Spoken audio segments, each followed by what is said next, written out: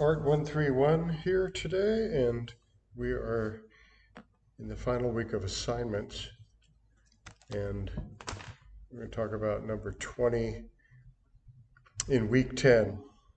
Next week will be a makeup week, and we're going to discuss the final today too, and I'll talk about it in a video for next week as well. I think that's the last week. I'm not sure if I don't think we have a following week, so okay. In any case, number 20 is Introduction to Figure Drawing. I'm yawning. So figure drawing. And we're also going to talk about an assignment that is about music or dance, drama, theater, something like that. I'll show you some examples.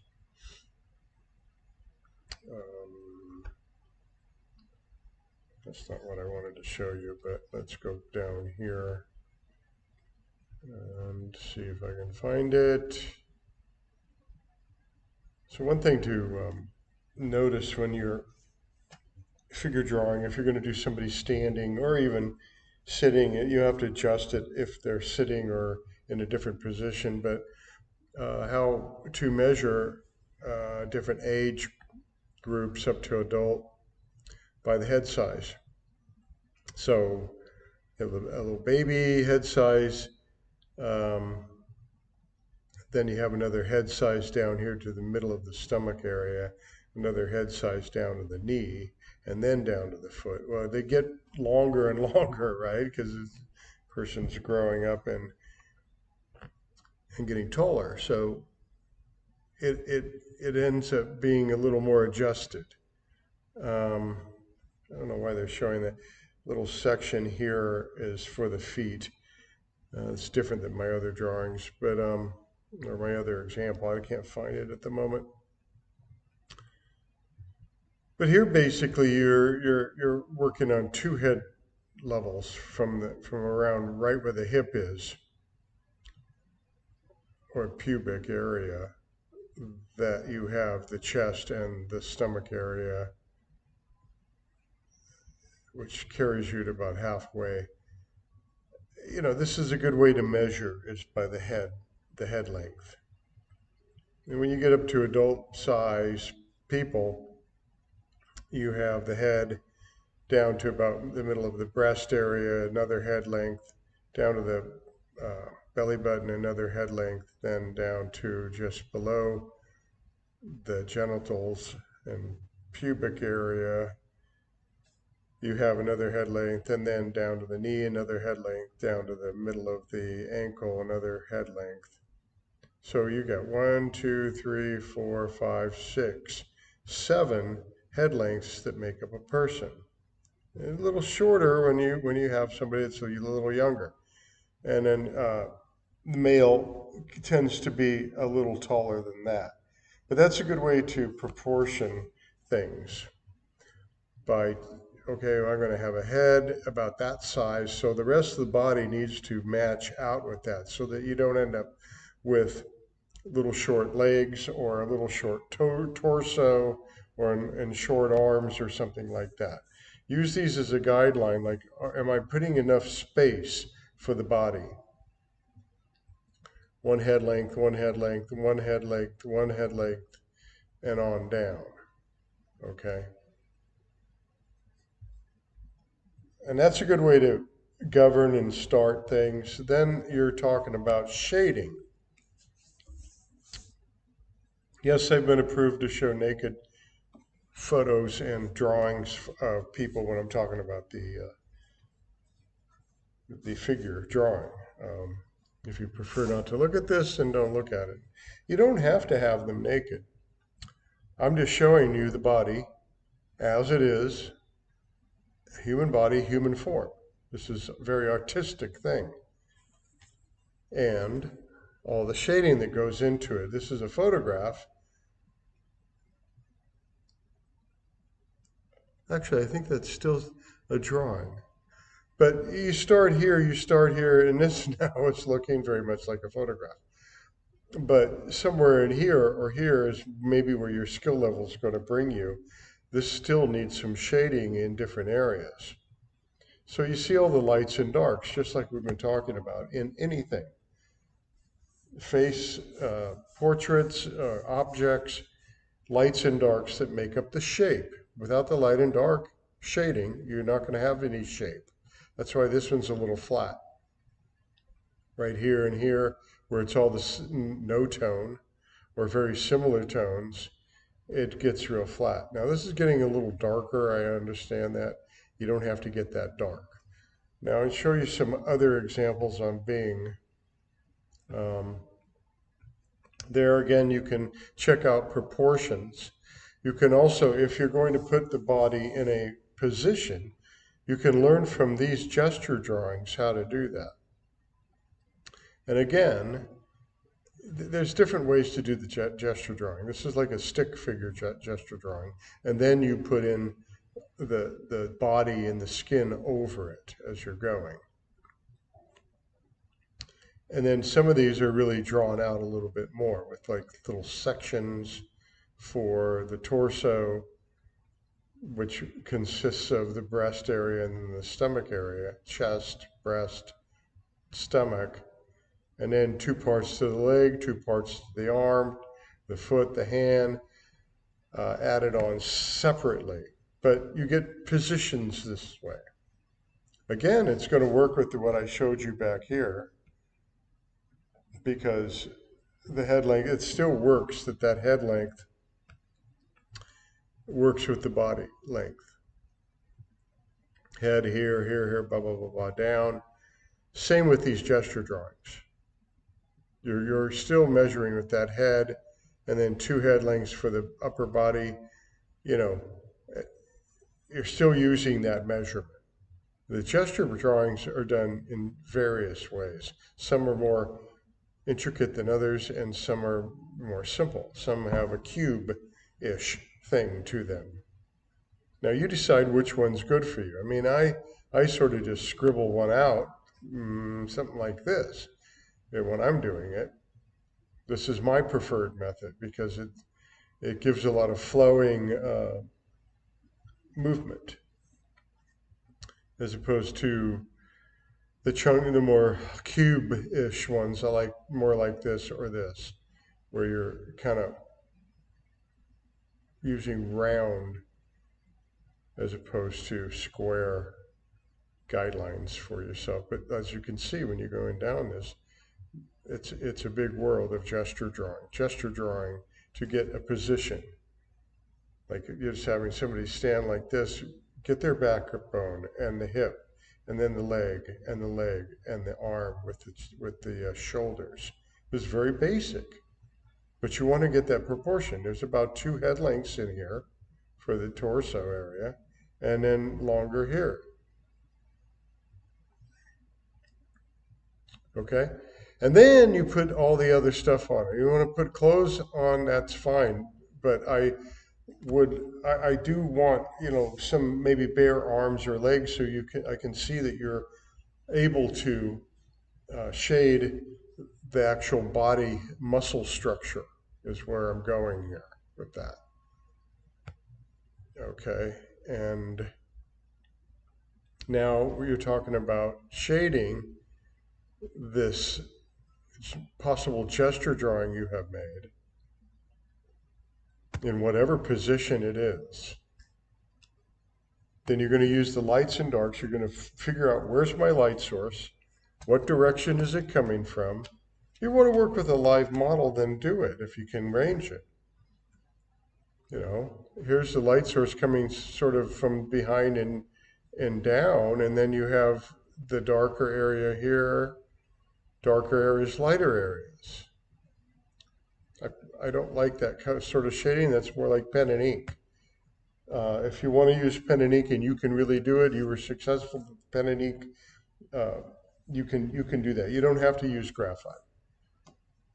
Or if you're really good at painting, then go ahead and paint one. But I want to see this sort of idea. where you have, if somebody has muscle structure, you want to show that with the lights and darks. Now I'm going to provide a video about that too, how to shade an arm or muscle structure, and then a couple of ones with possibly the gesture drawing idea with that. Like I say, they don't have to be fully unclothed. They can, but I want to see some part of the body where you're showing the shading on the actual skin. Okay. Okay, so now I've said all that, and we're going to talk about the homework, which is a something to do with dance, drama, or music. So let's put in music drawings. Music? What are you doing? Music drawings. And various ideas. Music notes, eyes, ears. This looks like a heart, actually. And then you have, microphone and trumpet and keyboards and whatever. Kind of looks like tattoo. This is really open. It could be a collage of musical instruments and other patterns that are talking music to you. Something, any of these. You can draw or paint this. Many ideas in here on Bing. Get inspired by one of these and make a drawing or a painting. Very cool ideas. Okay? You go through here on Bing and see all these ideas. These are really great. Now, let's put in dance. Let's see what dance brings. Of course, it's literal. It's not that abstract or anything, but this is sort of an impression more than realism.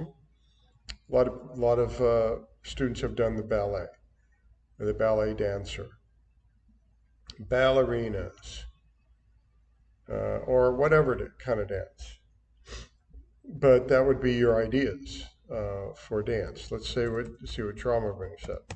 Drama is usually the comedy faces or the theater faces, the sad and the happy, laughing, crying faces. But you could pull this off. Do it any way you can with this. That's fine. There's many ideas with the drama face. Let's see with theater. You make up your own drama idea. It doesn't have to be that.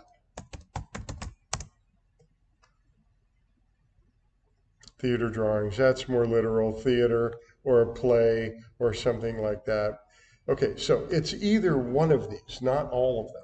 Dance or music or drama or theater. Not all of them. Unless you really want to combine them and do them all, that's fine. I think most people do the music that I've noticed in my classes because I don't know, it might be more fun. But some have done all the other, some of the others too. So the dance in particular. But look at all these ideas. Get some good inspiration for making an idea of your own, or you could actually go ahead and do your own version of one of these if you want. Okay? Many ideas. But let's shade it. Let's color it if you're going to use color and do a good job. If you're going to use pen and ink, then use all your knowledge of pen and ink shading and using the marks to make shades, okay? Okay, so let's talk about the final,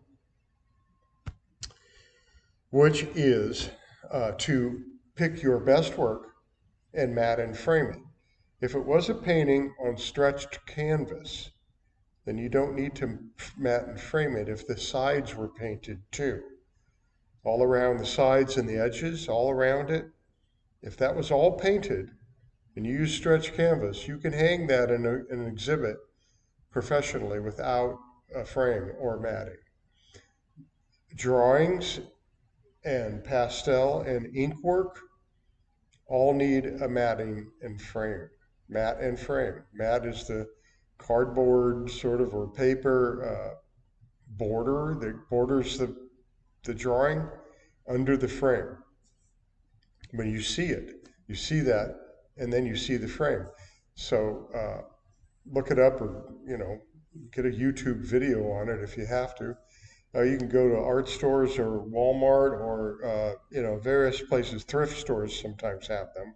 Take what the drawing is out of there and put yours in. Typically, they have a glass front and the matting and framing.